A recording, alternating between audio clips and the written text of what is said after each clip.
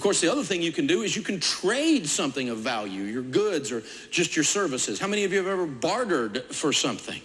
I've done a lot of bartering in my life, and it's very valuable. Back when we first got in the radio business, we would take some of the radio ads and trade them for something, and that was a fun thing to do. We're way past that and aren't able to do that these days, but I kind of miss it. It was kind of, because my wife used to call it free stuff, and I'm like, hey, I'm working here. It's not free. You can do things like just get you a little gift certificate like this. Sometimes when you're giving gifts, everyone thinks they have to give money. Why don't you give of yourself a little bit? Maybe you have a service and you want to give of that service.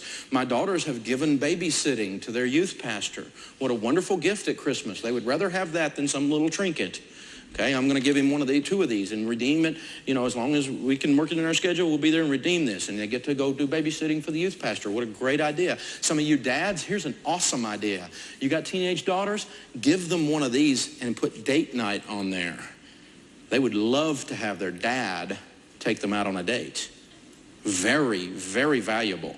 Much more valuable than money or than stuff from the mall. And so you can trade in a lot of different ways and create really cool ideas. But we got to look at the places to find great deals. Now, one of the great places, always look to try to buy from individuals. The reason you want to buy from individuals is simply this. Individuals have an item that is not there for profit. It is in the way. You know what I mean? If a bicycle store has a bicycle for sale, they paid a certain amount of dollars for that bicycle. And from an accounting standpoint, that's called their cost of goods sold. Have you ever heard that? Say yes. Yes. Okay. So they paid, I don't know, $100 for the bicycle. And if you come in and you use all the techniques in the world, you use cash and you do all these other things, you threaten them with their competitor, they're not going to sell the bicycle for less than they paid for it. They'd be losing money. How dumb would that be? They will just sit there. And so you can offer them $98 and do a little dance or whatever, and they're not going to take $98 because they paid $100. Now, you can get down close and let them make a small amount of profit, but they're not going to dip into loss land if they're smart. Businesses don't do that. An individual, however, what they paid for it doesn't enter into it. It's in the way. I had some bicycles one time, and I don't know if this ever happens to you, but we parked them in the garage between the boat and the car. And the stupid things kept falling over, and they were either scratching my boat or scratching my car. It really didn't matter at this point what we paid for them. We had a garage sale. I put them out back, and I put 2 for $10. I want them out of my garage. And you know, get rid of them. I mean, this lady walked up and said, will you take 5? Yeah, just drive them off. Just get them. You know, they're in the way. When you buy from an individual, what they paid for the car 4 years ago doesn't enter into it. When you buy from a car lot, what they paid for it 2 weeks ago at the car auction does enter into it because they're in the business to make a profit. And so individuals are one thing you always want to try to look to when you're buying things.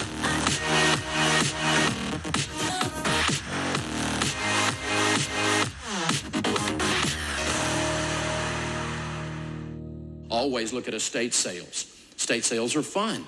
Good idea. Public auctions. Now be careful with public auctions because they get you excited and you'll pay too much. And you got to know what stuff's worth. When we first started our business years ago, I was looking for a copier to get our business started with, a little cheap copier of some kind.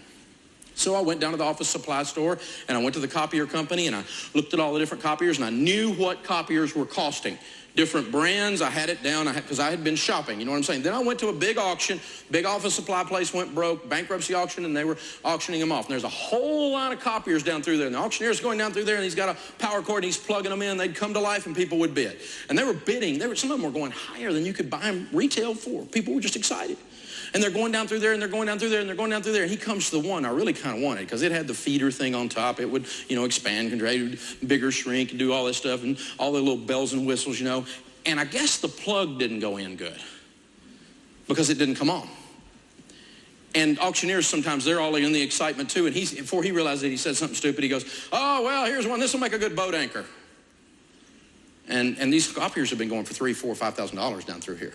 This is a copier that I had looked at as $4,100 if I bought it used and reconditioned from the local copier place. $4,100. So I said $50 for the boat anchor.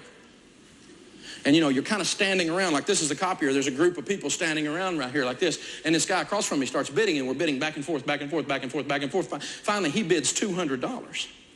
And I don't know what got into me. I just had one of those moments. I said, have you got a boat?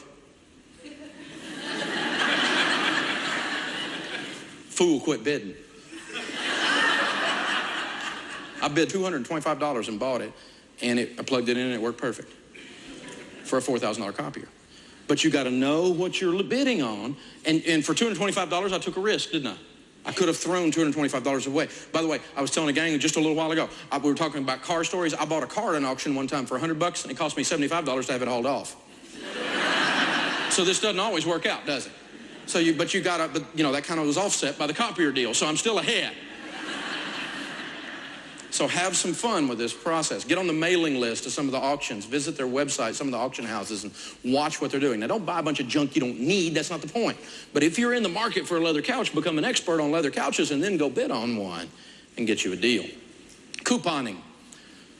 The last year we tracked it, and we track it pretty regularly around our house because it's kind of a game. Sharon is the coupon queen. The last year we tracked it was a couple of years back, and she saved with coupons on things we were going to buy anyway. Hear that part? Things we were going to buy anyway, $700 in a year. Not bad, not bad, not bad at all.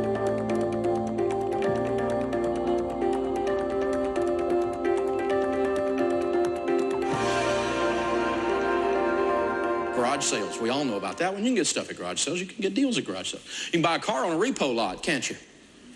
I bought a car one time, $17,000 was the private sale appraisal on the car, meaning if you went online and looked it up, it'd be a $17,000 car. Retail, probably a little more than that, but that's really about what the car was worth.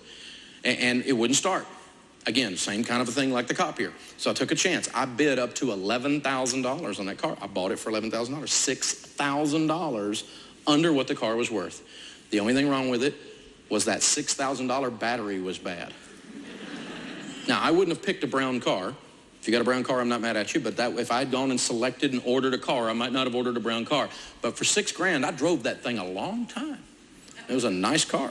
A $17,000 car for $11,000, you can drive that for a couple of years before it depreciates down to what you paid for it even.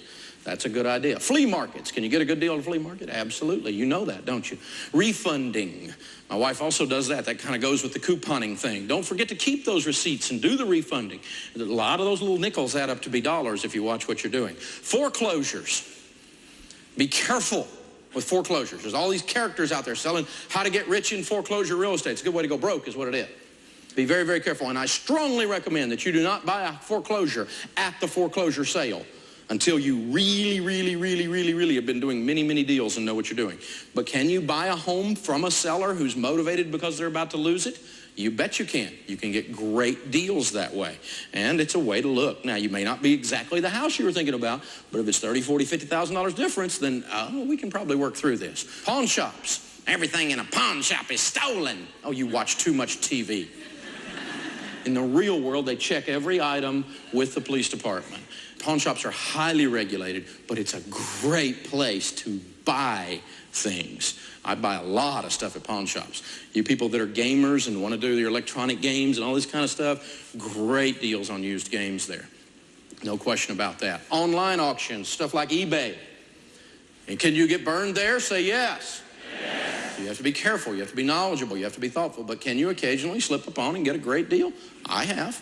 I've bought stuff on eBay at a great deal, and you can do that. I've also bought stuff on eBay, and I wished I hadn't.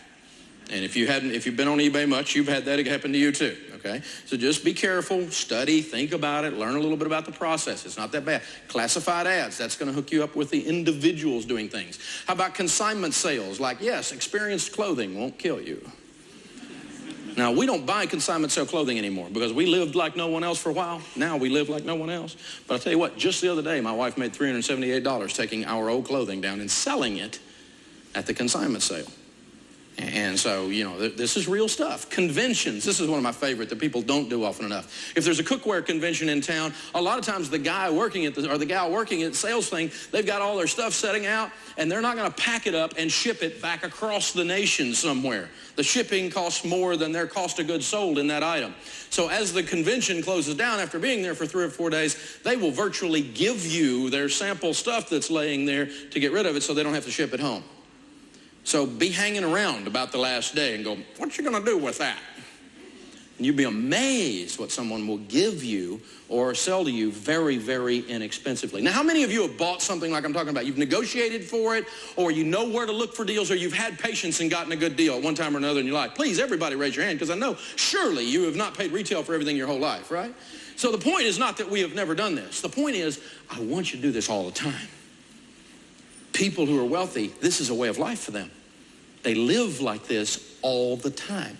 They think about this all the time. Look for the win-win. Negotiate everything. Have patience. Think about where to find the deals.